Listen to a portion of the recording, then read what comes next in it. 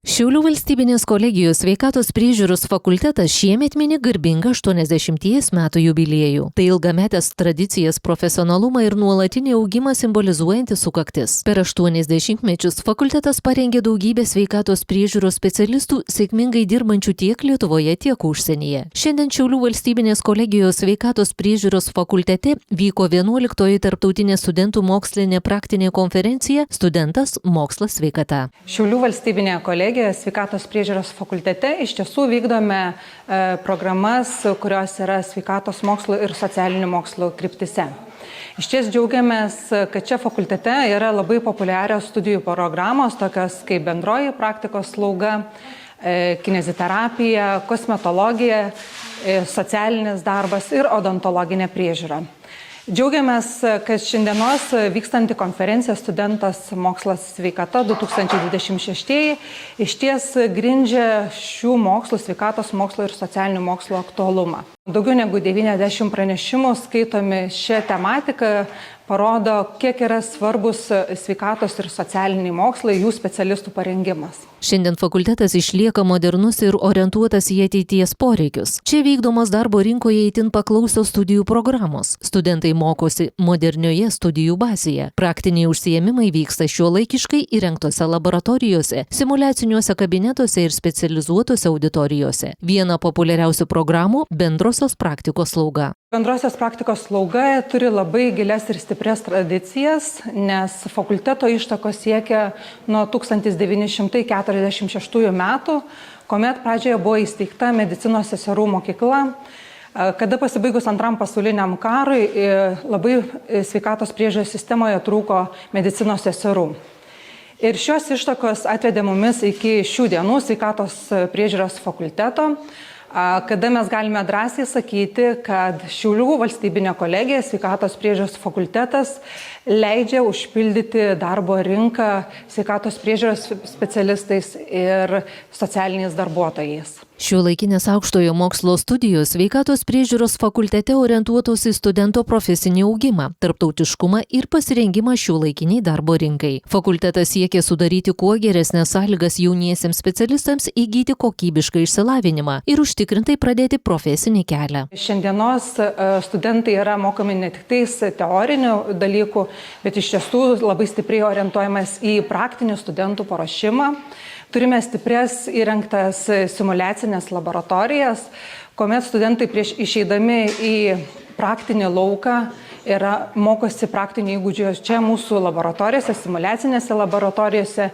Viena mūsų stipriausių praktinių laboratorijų tai yra bendrosios praktikos slaugos simuliacinė laboratorija, kur studentai gali mokytis klinikinių įvairių atvejų, kuomet yra simuliuojamas įvairios realios situacijos. Fakultete dirba patyrę dėstytojai praktikai, kurie studentams perduoda ne tik teorinės žinias, bet ir realią profesinę patirtį. Sveikatos priežiūros fakultetas aktyviai vykdo užsakomuosius mokslinius tyrimus, įgyvendina inovatyvius projektus, tarp jų ir InnoStart projektai, skatinantis mokslo ir verslo bendradarbiavimą, kuriamos virtualios realybės funkciniai reabilitacijai, kas rodo, kad fakultetas geba apjungti mokslą, technologijas ir praktiką. Sveikatos priežiūros fakulteto kosmetologijos studijų programoje studentai mokomi modernioje studijų bazėje. Siekiama, kad absolventai būtų ne tik geri specialistai, bet ir kūrybiški bei inovatyvūs, gebėtų prisiderinti prie rinkos pokyčių. Šiandien sveikatos priežiūros fakultetas yra ne tik tai mokymosi erdvė,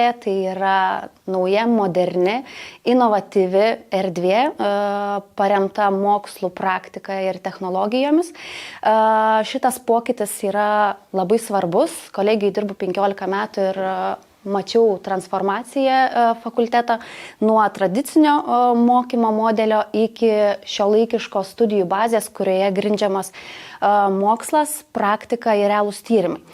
Mūsų studentai studijuoja modernioje studijų bazėje, turime ir pažangį ištyrimo ir įvertinimo diagnostinę įrangą, kurią taikome ne tik tai studijų proceso metu, bet ir taikomųjų užsakomųjų tyrimų metu. Mūsų fakultetas aktyviai bendradarbiauja su socialiniais partneriais ir verslu, tai atliekame taikomuosius ir užsakomuosius tyrimus su sportininkais, kosmetikos gamintojais ir įmonėmis.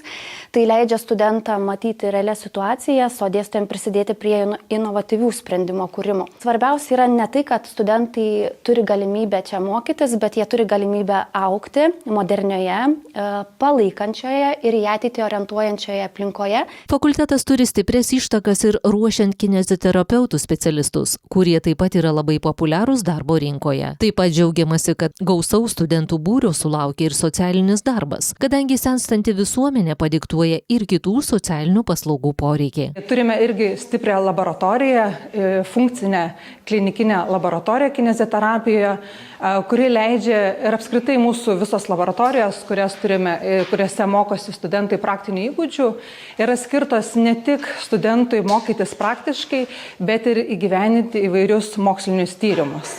Todėl drąsiai šiandien galime sakyti, kad fakultete studijos vyksta ne tik praktinių įgūdžių mokymų, bet ir mokslo grįstų prieėjimų. Turime įsirengę irgi socialinių mokslų laboratoriją, kurioje studentai gali taip pat simuliuoti ir praktikuoti savo praktinius įgūdžius, įvairius gebėjimus. Viena iš studijų programų yra odontologinė priežiūra. Čia ruošiami gydytojai odontologai. Didelis dėmesys skiriamas praktinių įgūdžių formavimui bei šiuolaikiniams studijų metodams. Pasikeitę teisės aktai išties reglamentuoja šių specialistų poreikį rinkoje.